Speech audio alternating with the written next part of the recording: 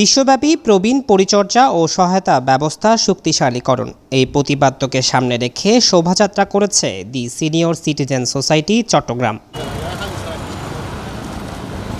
মঙ্গলবার সকাল 10টায় আজাদী চত্বরে শোভাযাত্রা শুরু হয়ে চেরাগী মোড় প্রদক্ষিণ করে দি সিনিয়র সিটিজেনের সোসাইটির সদস্যরা।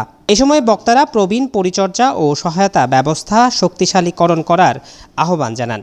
শোভাযাত্রা শুরুতে আলোচনায় বক্তব্য রাখেন স্বাধীন বাংলাদেশের প্রথম পত্রিকা দৈনিক আজাদীর সম্পাদক ও দি সিনিয়র সিটিজেন সোসাইটির সভাপতি এম.এ. মালেক। একবার একজন বলেছিল যে আমার ছেলে আমেরিকাতে আছে, খুব ভালো আছে, কিন্তু সে আমাকে দেখে না।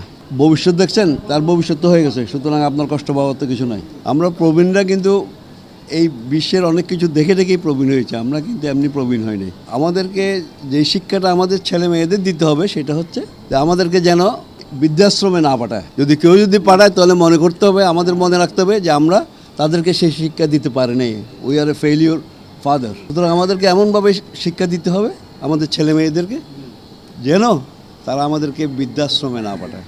নবীন এবং প্রবীণের সমন্বয়ে যদি পৃথিবীটা এগিয়ে যায়, কারণ প্রবীণদের আছে জ্ঞান, বিদ্যা, বুদ্ধি, এবং নবীনদের আছে নতুন কিছু শেখার প্রত্যয়, আগ্রহ। সেটা যদি আমরা সমন্বয় করতে পারি তাহলে এই পৃথিবী এগিয়ে যাবে, আমাদের দেশ এগিয়ে যাবে, আমাদের সমাজ এগিয়ে যাবে। এ সময় শোভাযাত্রায় আরও উপস্থিত ছিলেন দি সিনিয়র সিটিজেন সোসাইটির সাধারণ সম্পাদক সিরাজুল হক আনসারি, যুগ্ম সাধারণ সম্পাদক দিলীপ কান্তি দাস, মুক্তিযোদ্ধা আব্দুল গনি, জাবেদ আহমেদ, অধ্যাপক আলী, মিরাজুল করিম মানিক, মহসিন আলী সহ আরও অনেকে। নিউজ ডেস্ক, দৈনিক আজাদী।